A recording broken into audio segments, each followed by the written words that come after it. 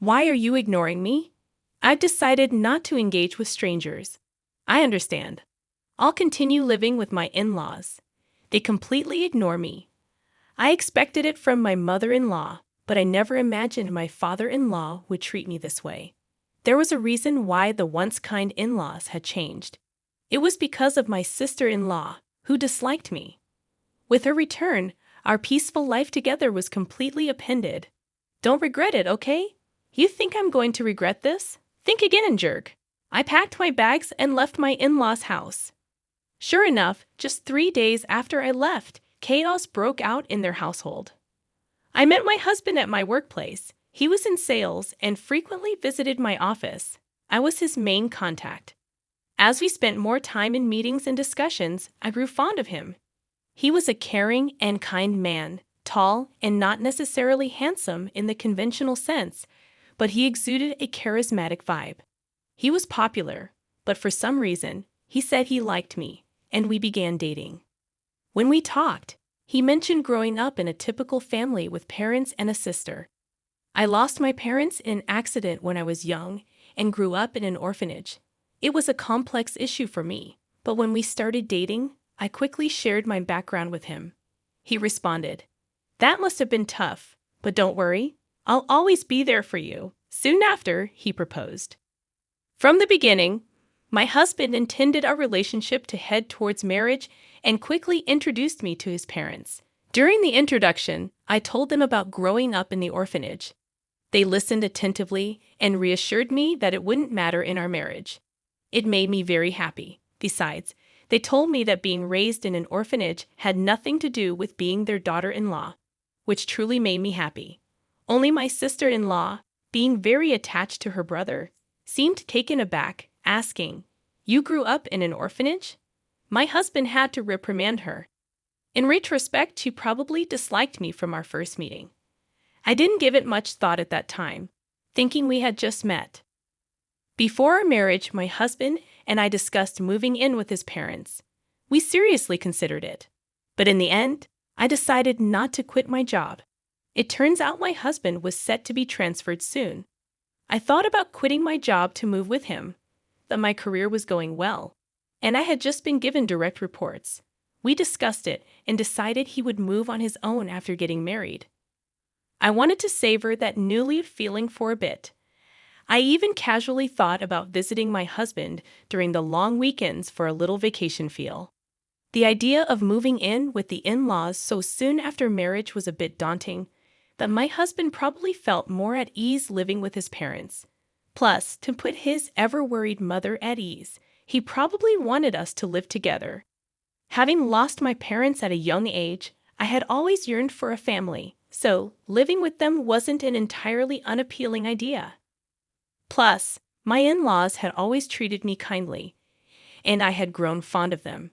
Balancing work and my duties as a daughter-in-law was challenging, but having a family made me happy and fulfilled. One day, my father-in-law approached me with an unexpected request. This would mark the beginning of the unraveling of our seemingly happy cohabitation. It was a time when my overly anxious mother-in-law, who tended to act domineering towards my father-in-law, was out shopping. I was about to start cleaning on my day off when my father-in-law asked to speak with me. "What's the matter?" "Well, I don't want my wife to know, but I'm taking a leave from work." A leave. He explained that he had been having problems with his boss and coworkers, and his health had deteriorated to the point where he had no choice but to take a leave. My mother-in-law is a good person, but she's always anxious and a bit neurotic, living with them. I began to notice her neurotic tendencies and how my father-in-law tiptoed around her to avoid upsetting her. He had always been on the slimmer side, but now that I think about it, he did seem to have lost some weight recently. It would be nice if my mother-in-law was the type to genuinely worry about my father-in-law's weight loss. However, when he had previously taken a sick day due to a cold, she remarked, "A cold. All of your colleagues are at executive levels by now. It's because you're always taking days off claiming bad health or colds. That's why you don't get promoted." Rather than showing concern, she was the kind to give him a hard kick in the pants. He probably tried his best to push through, no matter how poor his health was. However, his condition worsened, and he secretly took multiple sick days to visit the hospital. He was both mentally and physically at his limit. With his frequent early departures, tardiness, and absences, there was talk of him possibly taking a temporary leave from work. But my father-in-law didn't want to upset my mother-in-law under any circumstances. If he were to suggest taking a leave of absence, it's obvious that she would explode in anger. Besides, my father-in-law's salary wasn't that great, and he depended on his overtime pay, so taking a leave would mean he'd be making significantly less. If he told my husband, he'd probably end up telling my mother-in-law. So he approached me, asking if I could help with the living expenses. If I suggest taking a leave, she might even divorce me, he said. Hearing those words from him felt like a punch to the gut. I deeply appreciated my in-laws, who had warmly welcomed me without discriminating against my background of being raised in an institution. Determined to be supportive, I made up my mind to help him out during this tough time. Understood. I'll transfer money into your account every month. Please use it for living expenses. I'm truly sorry. I'll do my best to recover quickly and return to work. Thank you so much, he said. After that, my father-in-law pretended to go to work as usual, while I transferred money into his bank account, which he used for living expenses. My mother-in-law, being rather carefree, didn't meticulously check her bank statements or maintain a household ledger, so she never noticed my transfers. Pretending to go to work, he would visit a mental clinic or take walks in the serene mountains. Gradually, his complexion seemed to improve. I thought he might be returning to work soon, but then an unexpected event occurred. After a marital spat, my sister-in-law returned to her parental home. There's nothing like being home. I thought I'd go crazy if I had to stay with that idiot husband of mine. I'll be staying here for a while. Please prepare meals for me too. I was well aware from our first meeting that my sister-in-law didn't like me. During our family's first meeting, my husband was really upset because she was visibly displeased. During the wedding, she maintained a sour expression throughout and even told me point blank, "My brother looks so good, but you? It would have been better if he married someone prettier."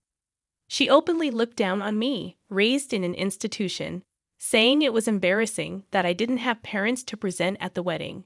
However, she got married earlier than us and had already moved out, so I thought our interactions would be limited. That's why I thought living with them would be okay. If she had been living at home, I wouldn't have even considered moving in, knowing the daily jibes I would receive.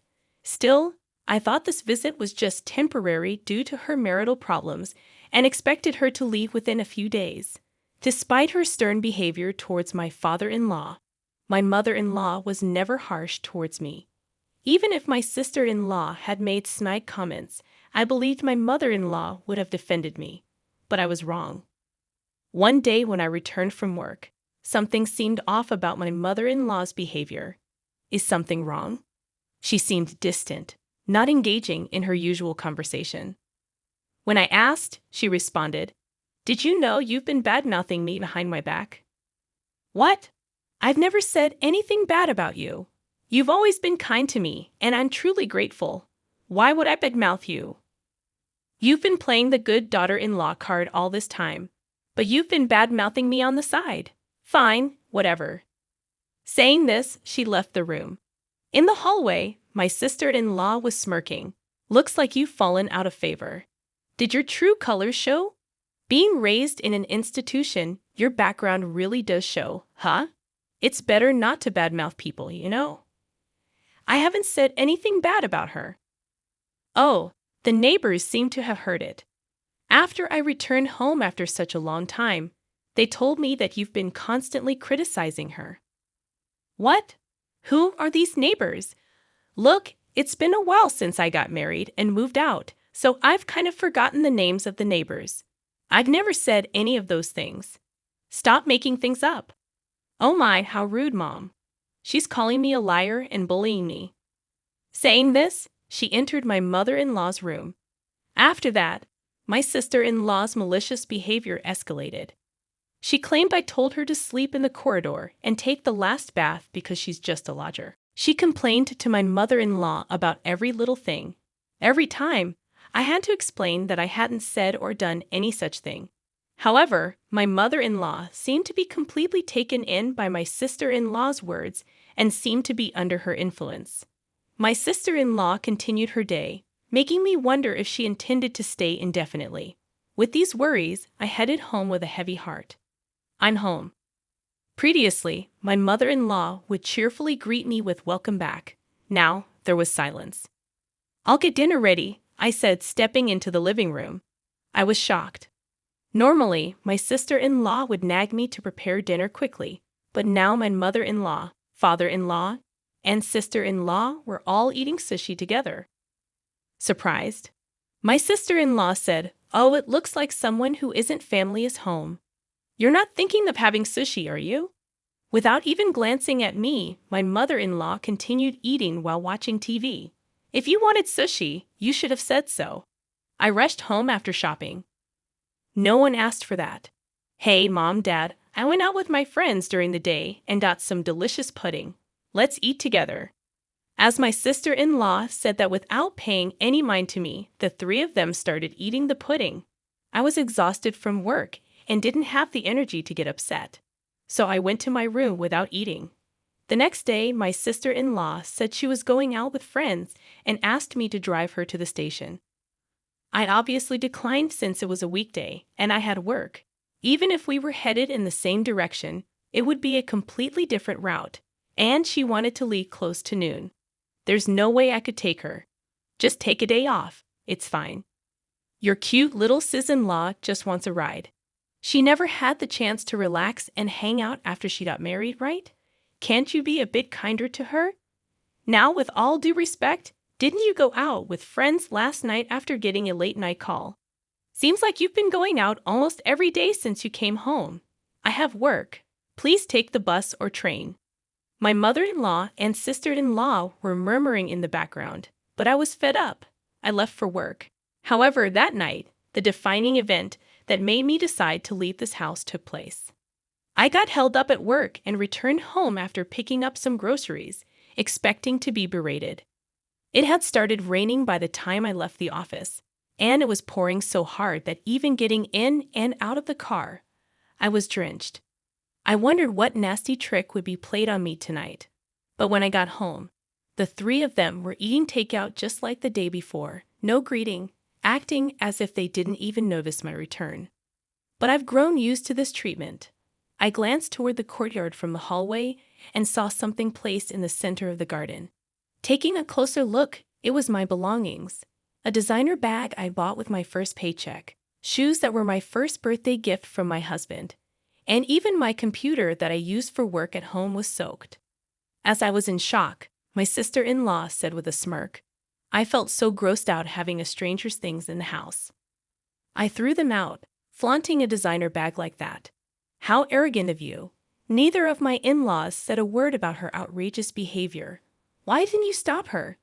Have I done something to you? Do you really believe her lies that I've been bad-mouthing you, bullying her? Aren't you mad at her for what she did? My mother-in-law avoided my gaze, staying silent. Why won't you say anything? I can't talk to strangers. I can't be friendly with someone who's not family. My mother-in-law wouldn't even look at me. My sister-in-law grinned, waiting for my rebuttal. Wait, where's my father-in-law? I'm the one supporting him during his time off. I'm the one helping out with the finances in this house. Sure, I did it out of gratitude, but shouldn't he defend me now? Surely, he'd be on my side. Hoping for support, I looked at him, but he walked past me without a word and went into his room. That was the breaking point for me. I see, I've had enough. Oh, aren't you mad? I'm sorry. To be honest, I never liked you from the beginning, you know? Being raised in an institution and all. Just don't regret this, like I would loser. I packed my things and prepared to leave immediately. Seeing me in this state, only my father-in-law seemed flustered since he was the one depending on me financially. Still, he didn't try to stop me or defend me. I was completely done with his apathy. My husband's work assignment was quite far away. but I wanted to leave this house as soon as possible. I quickly got in my car and drove to him. I never once confided in my husband about all this. I doubt my mother-in-law told him about my sister-in-law coming back home. If he had known, he would have contacted me, knowing I don't get along with her. But my husband never mentioned anything about my sister-in-law in his calls or messages. I never felt anything off about my husband's behavior, but perhaps he's being manipulated by her, fed lies about various things. Even now, as I head to him, he might treat me with the same cold attitude as them. My heart was exhausted, feeling so suspicious even towards my husband, whom I trust most. If he's of the same mind and attitude as them, maybe divorce is the only option. That's how deeply distressed I felt. When I arrived at his out-of-state apartment, he hadn't returned yet, perhaps busy since it was the end of the month. As I waited, my husband energetically entered the apartment, maybe having noticed the lights. "What if you were coming? You should have told me. I would have come home earlier. What a surprise, no, just seeing your face." He immediately greeted me with a radiant smile. The relief of seeing him happy to see me combined with the humiliation from my in-laws' house made a mixture of emotions flood out. And I broke down crying. What happened? Did I say something wrong? Seriously, what's going on? It seemed my husband had no idea about the treatment I received at his parents' house. I composed myself, knowing I had to clearly explain everything to him, and began to recount everything. How I've been financially assisting his father who took medical leave, without telling his wife that his sister had returned and was now staying at their parents' home. That she'd been feeding his mother lies about me, turning her cold towards me, how they referred to me as an outsider, how they ignored me, left my belongings out in the rain and ruined them. Through tears and pauses, I told him everything. Finally, I made it clear that I had no intention of ever returning to that house, and that if he couldn't agree with me on this, I'd want a divorce.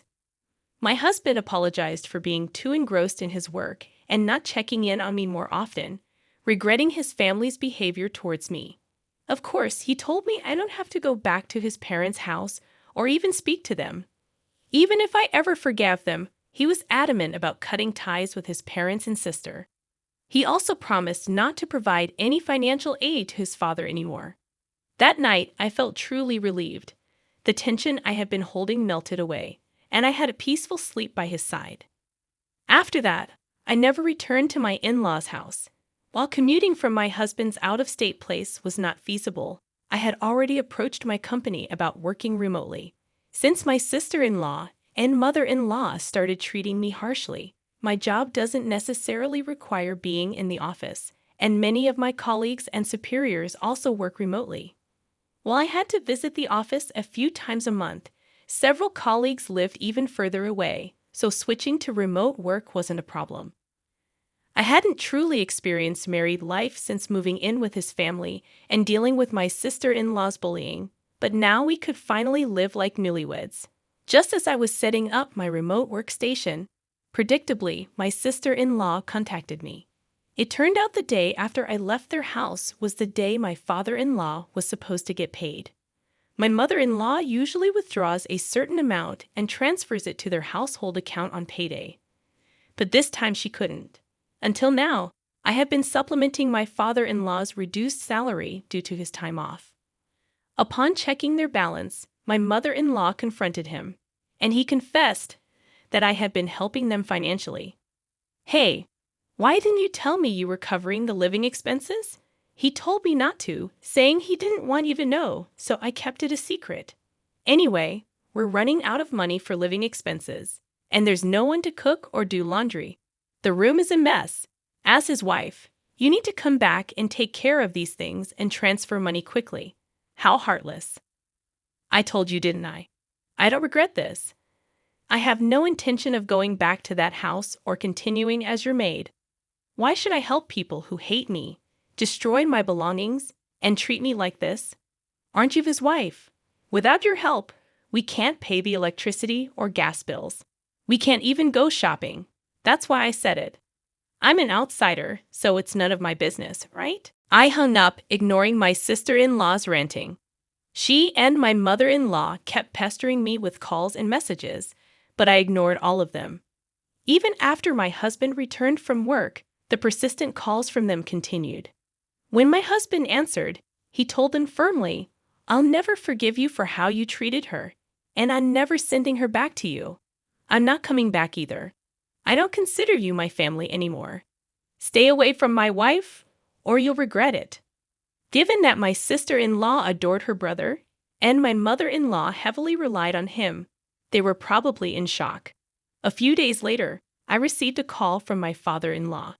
He said living with my mother-in-law and sister-in-law was becoming unbearable, and he begged me to continue the financial assistance. I'm still grateful for them accepting me, who grew up in an orphanage when they married.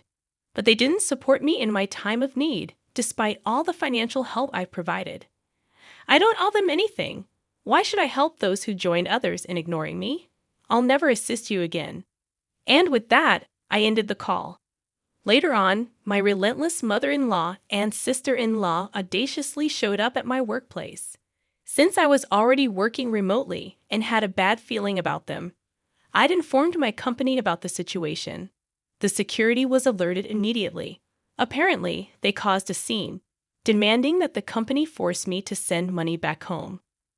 Upon hearing this, my husband said, "Report them to the police." Colleagues at my company were supportive, saying, "I can't believe you lived with those people. Focus on your remote work with your husband." As for my in-laws, my father-in-law's health deteriorated under the pressure from my mother-in-law and sister-in-law, and he'd eventually resigned. My sister-in-law tried to return to her husband's family, but he refused to take her back. The small town quickly caught wind of her drama at my workplace. Given the embarrassment, there was an uproar at her in-laws' place. The original reason for the fight between my sister-in-law and her husband was her affair. This incident added to their issues, leading to an immediate decision to divorce.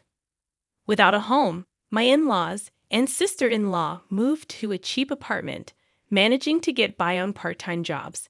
As for my husband and me, we're finally living peaceful days, feeling mentally and physically fulfilled. Recently, we found out we're expecting a child and are overjoyed. We're looking forward to the day we meet our baby, cherishing our time together.